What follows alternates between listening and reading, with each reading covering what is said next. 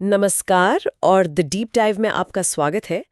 आज हम एक ऐसी जासूसी कहानी में उतरने वाली हैं जो जिंदगी के सबसे बड़े सवाल का जवाब देती है। और वो सवाल क्या है? सवाल ये कि हमारे हर फैसले के पीछे का असली मास्टरमाइंड कौन है। और इसके लिए हमारे पास जो सोर्स मटेरियल है वो है रिचर्ड डॉकिंस की द सेल्फिश जीन, एक ऐसी किताब जिसने कह सकते हैं कि बायोलॉजी की दुनिया में भूचाल ला दिया था। भूचाल कहना बिल्कुल सही होगा, क्योंकि इसने इवोल्यूशन को देखने का पूरा नजरिया ही पलट कर रख दिया। कैसे? अब तक हम ये सोचते थे कि इवोल्यूशन प्रजातियों के भले के लिए काम करता है या शायद किसी जानवर के लिए। डॉकिंस ने कहा नहीं, आप सब गलत जगह देख रहे हैं। अच्छा। असली खिलाड़ी, असली सर्वाइवर तो वो छोटा सा जेनेटिक कोड है जिसे हम जीन कहते हैं। बिल्कुल, और मुझे लगता है यही आज हमारा मिशन है। हाँ, कि हम इस जीन केंद्रित नज़रिए से पर्दा उठाने की कोशिश करें, ये समझने के लिए कि हमारा व्यवहार, हमारा समाज, यहाँ तक कि प्यार और नफरत जैसी भावनाएं, इन सब के पीछे क्या सच में एक सेल्फिश कोड काम कर रहा है। और ये चर्चा हमें समझने में मदद करेगी कि जिंदगी का जो ये ग्रैंड थिएटर है उसमें दिखने वाले हर नाटक के पीछे का डायरेक्टर कौन है और उसकी स्क्रिप्ट क्या है। हम देखेंगे कि कैसे एक सिंपल सा आइडिया जिंदगी की इतनी सारी कॉम्प्लेक्सिटीज को एक्सप्लेन कर सकता है। ओके, तो चलिए शुरू करते हैं। सबसे पहले उसी शब्द पर आते हैं जिसने सबसे ज्यादा कंट्रोवर्सी खड़ी की, सेल्फिश या स्वार्थी। सुनने में ही कितना नेगेटिव लगता है ना। बिल्कुल। तो डॉकिंस का मतलब क्या था? क्या वो ये कह रहे थे कि हम सब अंदर से बुरे हैं? नहीं, बिल्कुल भी नहीं। और मुझे लगता है अच्छा, यही तो सबसे बड़ा मिसकंसेप्शन है इस किताब को लेकर। यहाँ सेल्फिश का कोई नैतिक मतलब नहीं है। इसका मतलब धोखेबाज या मतलबी होना नहीं है। ये एक प्योर टेक्निकल टर्म है। ओके। इसका मतलब है वो इकाई जो सिर्फ और सिर्फ एक ही काम के लिए प्रोग्राम्ड है, सरवाइव करना और अपनी कॉपीज बनाना। बस जीन की कोई भावनाएं या इरादे नहीं होते। वो बस एक कोड है जिसका एकमात्र लक्ष्य अगली पीढ़ी तक पहुंचना है। इसे किसी आसान उदाहरण से समझाइए, क्योंकि ये आइडिया ही अपने आप में थोड़ा माइंड ब्लोइंग है। जरूर। खरगोश का उदाहरण लेते हैं। सोचिए, एक खरगोश के पास तेज भागने वाला जीन है।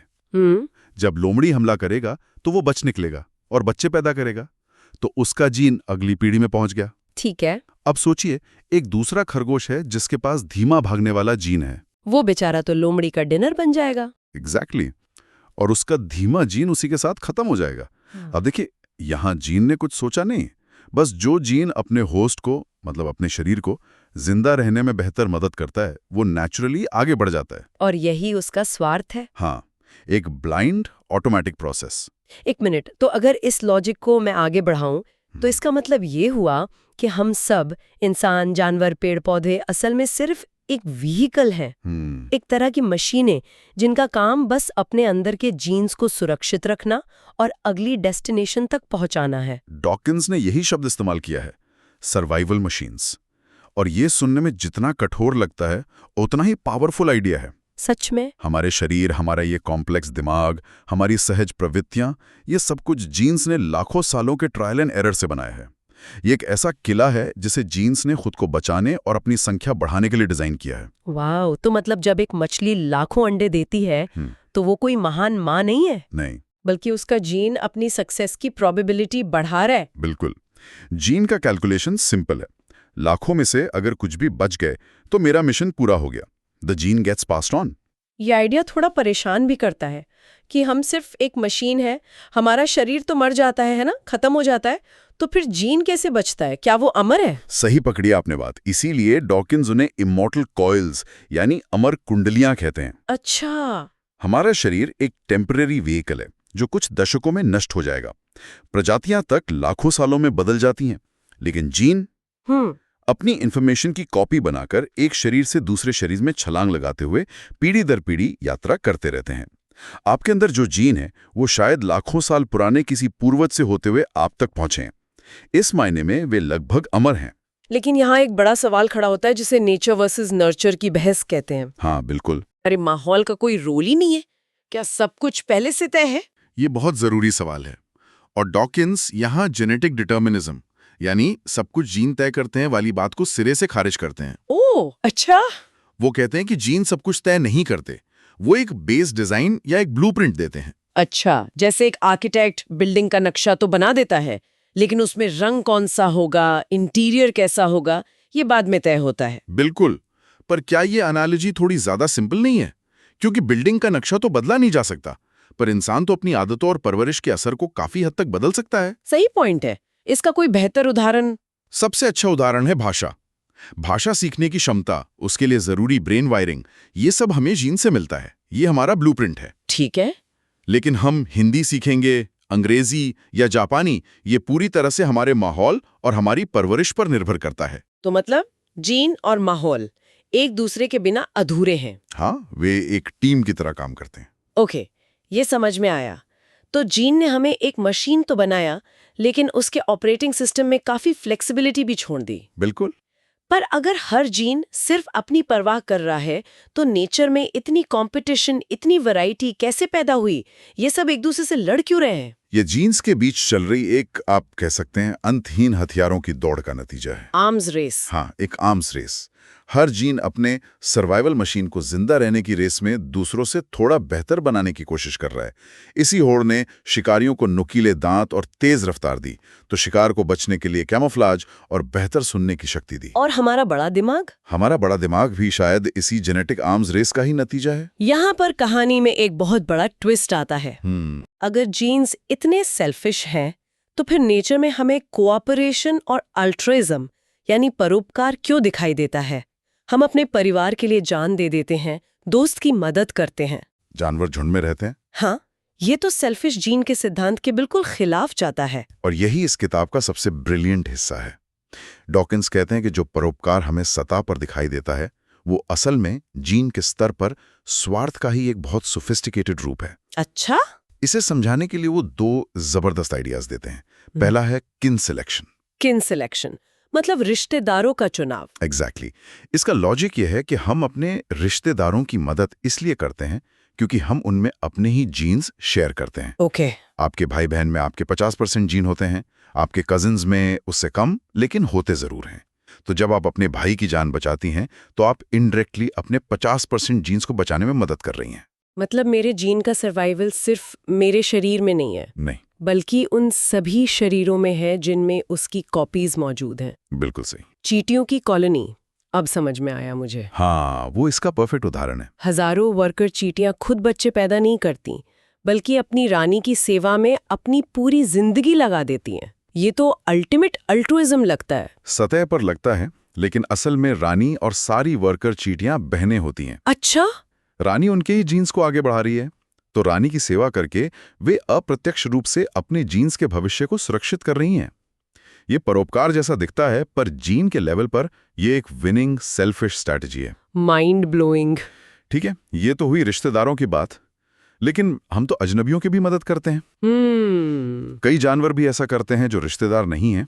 उसका क्या एक्सप्लेनेशन है? उसके लिए डॉकिंस दूसरा कॉन्सेप्ट देते हैं, रेसिप्रोकल अल्ट्रुइज्म, यानी पारस्परिक परोपकार। इसका क्या मतलब हुआ? इसका फंडा बहुत सिंपल है। आज मैं तुम्हारी पीठ खुजलाऊंगा, कल तो मेरी खुजलाना। ये एक तरह का सौदा है। अच्छा? मैं आज तुम्हारी मदद करूंगा इस उम्मीद में कि कल जरूरत पड़ने पे तुम मेरी करोगे। जैसे वैम्पायर चमगादड़ है ना? मैंने पढ़ा था कि अगर किसी रात एक चमगादड़ को शिकार में खून नहीं मिलता, तो उसका कोई साथी अपना पिया हुआ खून उसे शेयर कर देता है। बिल्कुल, वो ऐसा इसलिए करता है क्योंकि उसे पता है कि इस सिस्टम में बने रहने का फायदा है। अगर किसी दिन वो खुद भूखा रहा तो कोई और उसकी मदद करेगा। तो ये एक तरह का अनरिटन कॉन्ट्रैक्ट है। हाँ, जो दोनों के सर्वाइवल के लिए फायदेमंद है। तो जो चीज हमें दोस्ती या दया लगती है, वो इवोल्यूशन के कैलकुलेटर पर एक स्मार्ट मूव है। ओके। तो लड़ाई झगड़े के बारे में क्या? अगर सर्वाइवल ही सब कुछ है, तो जानवर हमेशा एक दूसरे को जान से क्यों नहीं मार देते? क्योंकि असली लड़ाई बहुत रिस्की होती है। जीतने वाले को भी गहरी चोट लग सकती है, जो बाद में उसकी मौत का कारण बन सकती है। बिल्कुल। इसलिए प्रकृति में इवोल्यूशनरी स्टेबल स्ट्रैटेजी या ESS विकसित हुई हैं। ज्यादातर जानवर असल लड़ाई से बचते हैं। तो वो क्या करते हैं? वो एक दूसरे को डराने के लिए तेज आवाज निकालते हैं, अपने शरीर को बड़ा दिखाते हैं, या फिर नकली हमले करते हैं। ये एक तरह का पोकर गेम हुआ। हाँ, बिल्कुल। जो पहले ब्लफ छोड़ देता है, वो बिना ज्यादा नुकसान के पीछे हट जाता है। ये दोनों के जीन के लिए एक बेहतर आउटकम है। तो जीन सिर्फ एक सर्वाइवर ही नहीं, बल्कि एक स्मार्ट गैम्बलर भी है, कह सकते हैं। ओके। तो जीन की इन सभी सर्वाइवल स्ट्रैटेजीज को देखकर लगता है कि सेक्स और पेरेंटिंग तो इसका अल्टीमेट प्लेग्राउंड होना चाहिए। हाँ, बिल्कुल। जीन के नजरिए से सेक्सुअल रिप्रोडक्शन जरूरी क्यों है? असेक्सुअल रिप्रोडक्शन तो ज्यादा आसान और एफिशिएंट लगता है। बेहतरीन सवाल है। सेक्सुअल रिप्रोडक्शन का सबसे बड़ा फायदा है वैरायटी, विविधता। हाँ, ये जीन्स को मिक्स एंड मैच करने का, एक जेनेटिक लॉटरी बनाने का सबसे अच्छा तरीका है। हर पीढ़ी में नए कॉम्बिनेशन पैदा होते हैं। और इस वैरायटी से क्या होता है? ये वैरायटी बीमारियों और परजीवियों से लड़ने के लिए एक सुपर वेपन है। अगर सारे जीव एक जेनेटिक क्लोन होंगे तो एक ही वायरस पूरी प्रजाति को खत्म कर सकता है। अच्छा। लेकिन वेरिएशन की वजह से कुछ जीव उस वायरस से लड़ने में सक्षम होंगे और बच जाएंगे। और पेरेंटिंग की इतनी अलग-अलग रणनीतियां क्यों हैं? कुछ जानवर जैसे इंसान सालों तक बच्चों को पालते हैं, कुछ जैसे कछुए बस अंडे देकर चले जाते हैं। ये भी जीन द्वारा किया गया एक कॉस्ट बेनिफिट एनालिसिस है। हर प्रजाति का जीन ये हिसाब लगाता है कि मिनिमम कितना इन्वेस्टमेंट जरूरी है। हाँ, मेरे बच्चों को जिंदा रखने और उन्हें अगली पीढ़ी पैदा करने लायक बनाने के लिए कम से कम कितना निवेश जरूरी है। अगर बच्चे पैदा होते ही आत्मनिर्भर हो सकते हैं तो माँ बाप ज्यादा इन्वेस्ट नहीं करते। लेकिन अगर बच्चे इंसानों की तरह असहाय पैदा होते हैं तो लंबा और गहरा निवेश जरूरी हो जाता है। और यहीं से बैटल ऑफ द सेक्सेस का कॉन्सेप्ट आता है ना? बिल्कुल।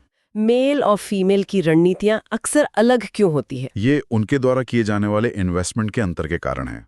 ज्यादातर प्रजातियों में फीमेल्स का बायोलॉजिकल इन्वेस्टमेंट बहुत ज्यादा होता है। अंडे बनाना, प्रेगनेंसी और अक्सर बच्चों की देखभाल। उनका समय और ऊर्जा बहुत लगती है। बिल्कुल। इसलिए वे पार्टनर चुनने में ज्यादा सिलेक्टिव होती हैं। वे ऐसा मेल चाहती हैं जिसके जीन अच्छे हों या जो रिसोर्सेज प्रोवाइड कर सके। जबकि मेल्स का शुरुआती इन्वेस्टमेंट बहुत कम होता है। हाँ, बस कुछ स्पर्म। इसलिए उनकी सबसे सफल रणनीति होती है ज्यादा से ज्यादा फीमेल्स के साथ मेट करना। इससे उनके जीन के फैलने की प्रोबेबिलिटी बढ़ जाती है। एग्जैक्टली। इसी फंडामेंटल कॉन्फ्लिक्ट से प्रकृति में वो सब कुछ पैदा हुआ है जो हम देखते हैं। मोर का खूबसूरत नाच, नर हिरणों की लड़ाई, आकर्षण, ईर्ष्या और मेटिंग रिचुअल्स। हाँ, ये सब जीन के स्तर पर अपनी अपनी रणनीतियों को सफल बनाने की एक जंग है। कमाल है। अब आते हैं इस किताब के शायद सबसे फेमस कॉन्सेप्ट पर, जिसने हमारी भाषा को एक नया शब्द दिया, मीम। मीम। आज तो हम सब इंटरनेट मीम के बारे में जानते हैं। क्या डॉकिंस का मतलब वही था? हाँ भी और नहीं भी। आज का इंटरनेट मीम उसी कॉन्सेप्ट का एक छोटा तेज तर्रार वर्जन है। लेकिन डॉकिंस का आइडिया बहुत बड़ा था। कैसे? उन्होंने मीम शब्द जीन के कल्चरल एनालॉग के तौर पर गढ़ा था। हाँ? उनके लिए मीम एक सांस्कृतिक जीन है। ये कोई भी विचार, कोई धुन, कोई फैशन, कोई कहावत या कोई धार्मिक विश्वास है जो एक दिमाग से दूसरे दिमाग में फैलता है। हाँ, नकल के जरिए। तो मतलब कोई कैची गाना जो हमारे दिमाग में अटक जाता है, या आग जलाने का तरीका, या भगवान का आइडिया, ये सब मीम है। बिल्कुल। फैशन, साइंटिफिक थ्योरीज, लोकतंत्र का विचार, ये सब मीम हैं। और जीन्स की तरह मीम भी अपनी कॉपी बनाने और जिंदा रहने के लिए एक दूसरे से कम्पीट करते हैं। अच्छा। जो मीम ज्यादा आकर्षक, सरल या उपयोगी होता है वो ज्यादा तेजी से फैलता है और ज्यादा समय तक जिंदा रहता है। ये कल्चरल एवोल्यूशन है जो बायोलॉजिकल एवोल्यूशन के समानांतर चल रहा है। तो इस पूरी जासूसी को अगर हम समेटें तो ऐसा लगता है कि मुजरिम मिल गया। हम जीन के बनाई सर्वाइवल मशीनें हैं। सेल्फिश का मतलब सिर्फ अपने सर्वाइवल पे फोकस करना है। सही। यहाँ तक कि हमारा सहयोग और परोपकार भी जीन के स्तर पर स्वार्थ की ही एक एडवांस स्ट्रैटेजी है। हाँ। और हमारी पूरी संस्कृति भी जीन जैसे ही मीम के जरिए फैलती और विकसित होती है। एकदम सही। लेकिन इस किताब का मकसद हमें ये बताना नहीं है कि हम अपनी बायोलॉजी के गुलाम हैं और हमारे पास कोई फ्री विल नहीं है। तो फिर क्या है? बल्कि ये हमें एक शक्तिशाली लेंस देती है जिससे हम समझ सकते हैं कि हम और दूसरे जीव वैसा व्यवहार क्यों करते हैं जैसा हम करते हैं। ये जीवन के क्या के पीछे का क्यों समझाती है।